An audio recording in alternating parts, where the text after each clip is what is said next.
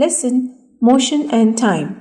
Part 4 Measurement of Time. On a daily basis, we observe many events happening around us at equal intervals such as morning, noon, and evening. Something that occurs repeatedly may help us measure time. Time is a fundamental quantity. Before the invention of clock, people measured time by their observations around them. For example, morning, the rising of sun; evening, sunset; day and night, the time between sunrise and sunset; month, number of days between two new moons; a year, one revolution of Earth around the sun. People in later days started using water clocks, the hourglass, candle clock, and sundials to measure time.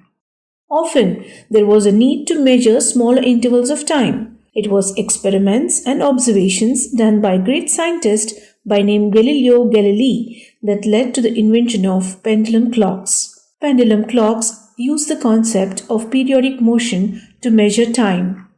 One of the most common periodic motion is that of simple pendulum. Now, let us learn more about simple pendulum. Simple pendulum. A simple pendulum consists of a small metallic ball or a piece of stone suspended from a rigid stand by a thread. The metallic ball is called the bob of the pendulum. The pendulum that you see is at rest in its mean position.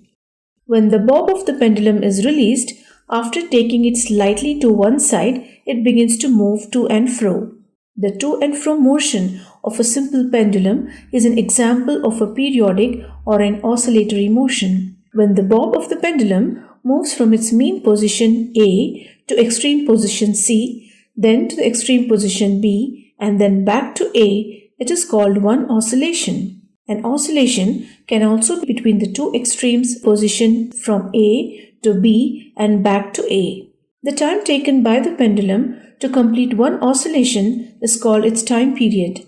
It is difficult to measure the time period of the pendulum in one go. So now let us do a simple activity. Set up a simple pendulum shown with a thread or a string of length nearly 1 meter. Switch off the fans nearby.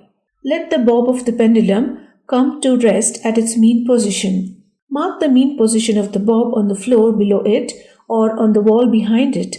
Take a stopwatch to measure time. Keeping the string taut, bring the bob to one side and release gently. At the same time, start the stopwatch. Measure the time taken by the bob to complete 20 oscillations. Make a table and enter the time taken for 20 oscillations. Repeat this activity for few times and record your observations. For each reading, calculate the time period of the pendulum by dividing time taken with the number of oscillations, that is 20. Do you observe that the time period is same in all cases? Yes, it is nearly the same. A simple pendulum repeats itself after a fixed time period. This can be taken as a reference to measure time. In fact, any periodic motion can be used to measure time. The clocks we use in our daily life use the periodic motion of its hand to measure time. Nowadays, most clocks or watches have an electric circuit with one or more cells. The timekeeping is based on the vibration of a crystal made of quartz. Hence, these are called as quartz clocks. The time measured by quartz clocks is much more accurate than the clocks available earlier.